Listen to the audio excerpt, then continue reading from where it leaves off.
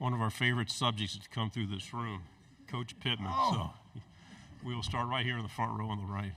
Coach Pittman, Eric Bailey with the Tulsa World. I want to ask you about a Tulsa area guy, Luke Haas. I want to ask you about, I know the body of work's only 5 games, but how much has he really impacted the Arkansas program? And a secondary question, just the Northeast Oklahoma area, how fertile recruiting area can that be for the Arkansas program? Did you ask about Luke Haas? Yes. Okay. Yeah, wish he wouldn't have got hurt. He's doing great. Obviously, his brother's on the team as well. Great kids, great family. Big win for us, you know. Me being from Grove means something to me if we can get some Oklahoma kids. Certainly Oklahoma's doing a good job of recruiting Arkansas kids. So, that Tulsa area is so close to us, you know, it's close, hour and 45 minutes probably, that we'd love to get a few more guys out of there. Front row on the left. Hey, Coach. AP Stedham, AP and Kelly, as I say, it's syndicated radio. Coach, you gave me a great quote about the TP and the NIL last year. I'll never forget. But I wanted to ask you about your close games last year. Are they correctable? And then what led you to, what drew you to the Boise State quarterback to have him come to Arkansas? Yeah, they're correctable. Got to do a little bit better job coaching. We've got to be a little more aggressive defensively in those times. We've got to be a little more aggressive offensively in those times. But yes, I mean, I think we went 9-4 and we won most of those games, and then this year 4-8, and you lose 5 of them. You know, it's close, and you're at Alabama, and you're at LSU, and you're losing by 3, and yes, it's correctable. Taylor Green, Bobby and I looked about 5 quarterbacks, and Bobby was the first offer of Taylor Green out of high school at Missouri State, and we knew he wanted, you know, there's a possibility he wanted to come back to Texas or come back home, and so sat down there and said, "That's the one I want. What you think, Bobby? That's the one I want." I said, "Okay, let's go get him. Whoever you decide, but we're on the same page here." And then Bobby went out and got him. And man, he's a leadingist, culture, hard-working. I mean, he's something special in that. And obviously, if you saw the spring game, he can throw, and we haven't seen how he can run yet, but he can. Front row on the right. Hey, Sam. Jenny Carlson with Beyond the Box Score in Oklahoma City. You've talked before about growing up a Sooner fan. I'm wondering if you can rewind a little bit on your memories of growing up watching the Sooners as a kid in Grove, and then just what it's like for you to have that history as a fan and now see them in the SEC. Just how that wraps in your brain. You know, I went to Oklahoma football camp too. They didn't know I was there, but I was. Red team, white team, aqua velvet team. That was me. We didn't even have a coach. I was coaching the team. I'm not bragging on myself, but we were Sooner fans, and I moved out to Grove my junior year in high school and went to Arkansas camp. Same treatment, by the way, and but I fell in love with the Hogs. I did, and they were really good. You know, they just beaten Oklahoma in the Orange Bowl, and really good. And they recruited me a little. Oklahoma was 0, and they talked to me or whatever, and so I think that's why I liked them a little bit more. And then to see them, you know, when I was 35 years old, I was hired as offensive line coach at the University of Oklahoma, and it was one of the biggest thrills of my life. I'm the O-line coach at Oklahoma.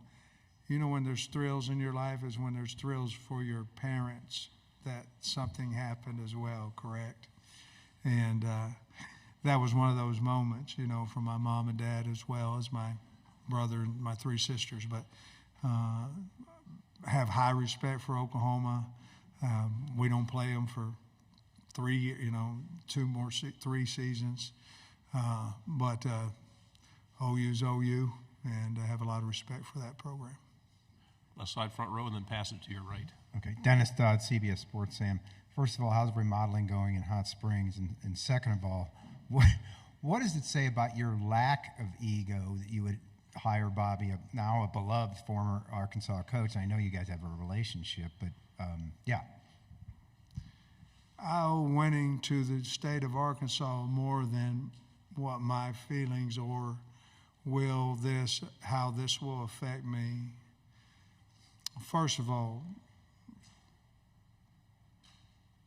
if you have an ego, all you do is think about yourself. If you don't, you think about others. I can't stand people that have high egos.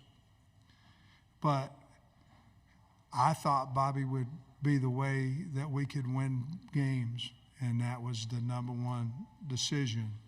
And it was for the kids and for the state of Arkansas. And so that part of it was easy.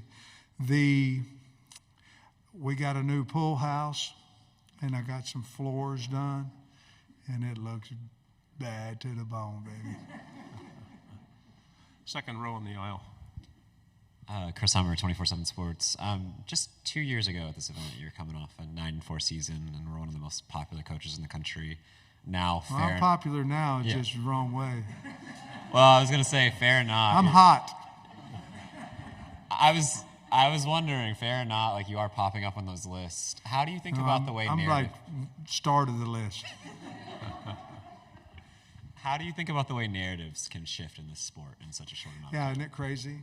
2 years ago I was I was keynote speaker at AFCA and was one of the top 6 guys for the Coach of the Year award. Isn't it crazy? So I want to be that guy and not this one that was out there last year. I think we can be. Listen, what's fair is fair. I mean, if you're going to get patted on the back, you're going to get punched in the gut. And what's fair is fair. And to be honest with you, the only one that can really control the hot seat is me and what we do with our football team. And it's never been about me, so I'm really not concerned about it. I'm concerned about the state, the players, and our staff. And we got a good football team. Thanks for the question, though. On the in front row. Hey, Coach. Jacques Doucet, WAFB in Baton Rouge. You talked about the need to finish the close games. The LSU game has been a field goal game every year. 4 years, 3 points.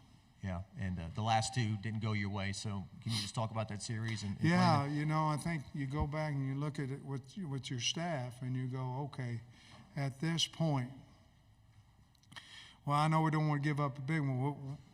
We're dying a slow death. Let's go.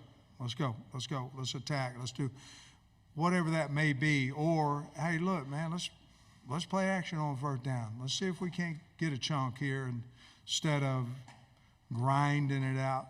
I have been probably the biggest negative about it is me because I'm wanting to score with no time left on the clock. You know what I mean? I'm wanting to take it down and do all this stuff. I think it's more important to get the lead than it is to, or tie the game than it is to how much time is left on the clock. So we've changed a little bit about that. LSU and us is a rivalry, so it's going to be, I think, probably more for us than it is for them. But it has been a 3-point game. Unfortunately, we've only won one of those 4 meetings since I've been the head coach. But we're looking forward to playing them. I believe it's a night game this year as well. But high respect for the program. But I believe it'll be another close game. We got to figure out how to win it. Left side, third row. Tyler Shaw with KBTX and College Station. Coach, another game that's been close in recent past has been A&M. Have you enjoyed that being that kind of neutral site game? No. Are you looking forward to moving it to the campuses? I don't want to play there. I don't. And A&M, obviously, let's say what it is. It is what it is, okay? So we've been playing down there, and how many have we won? How many have they won? What have we won? 2? And they've won. Out of the last 10, we've won 1, right? And So why would you want to keep going on a neutral site? Wouldn't you want them in, bring them home into our stadium, So, it's like when I was at Georgia, we were playing Georgia, Florida. In Jacksonville, well, we were winning. Well, why would we want to go play in the swamp? So, I think this is the last year of it, correct? And A&M got a really good team. We've had some really good games down there. Unfortunately, with them too, we've won one, lost three. So we'll see what happens this year. On the aisle, on the right. Coach Pittman, Corey LeBounty, WNSP 105.5 in Mobile, Alabama. Entering your 5th season, you've had some ups and downs, but as far as consistency is concerned, what do you feel you and your staff have to do to maintain that consistency in order for us media members to get more clips of "I like a cold beer" afterwards? Man, I'm trying to get my mind off that cold beer,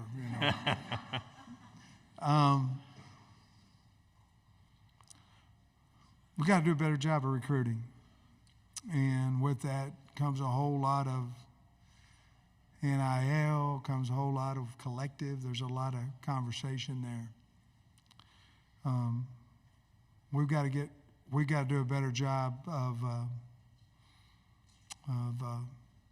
handling the offensive line. And that's my baby, and I've let it down. We have everything there is for us to have success. And so I like this team. I think we're going to have a lot of old cold beer talks. But we've got to do a better job of recruiting. I do think we coach well. I think we communicate with our kids well. But we've got to do a better job of that, and then I've got to make better decisions on some of this 4th and 1 and things of that nature. I think that'll help us if I do. Left side, back row. Dan Peck, ESPN 106.7 in Auburn. Coach, 2 years ago, you win at Jordan-Hare Stadium. That's Brian Harson's last game as Auburn head coach. A year later, Auburn goes up to Fayetteville, returns the favor with a big win there. You go to Auburn, first conference game this year. Right. How important is that one? How pivotal is that to set the tone for the season? I think it's going to be big. I think every game, you know how that is. I think every game's big. Going to Auburn, especially, we didn't play well. They played extremely well. We laid an egg. We got a butt kick after we went to Florida, and won. But they were much better. They had a good team that day. It was a phenomenal team. So I think there's a lot of importance to everybody to open that SEC opener up with a win, and certainly that's going to be a big game. And it's hard to play in Jordan-Hare. I mean, it's hard to play up there. Wish we had more time. We have one final question on the right, 4th row. Yeah, Coach. Evan Camico, Pig Trail Nation. Walking around this morning and seeing Texas and Oklahoma and all of the logos up, is it surreal? Has it set in that they're officially a part of the SEC? Yeah, yeah. I mean, we've been talking about it for a while. And so, I'm excited they're coming in. I mean, it's not going to be any more difficult on us. I mean, we've been in the West we've been playing to everybody in America, every year. And then, so this format has allowed us to play different people, play some guys on the East that we haven't played. This will be my 5th year, and then it'll be 6th year. So it'll be 7 years before we would have played Kentucky or Vanderbilt. And we, played Georgia a couple times, Florida a couple times.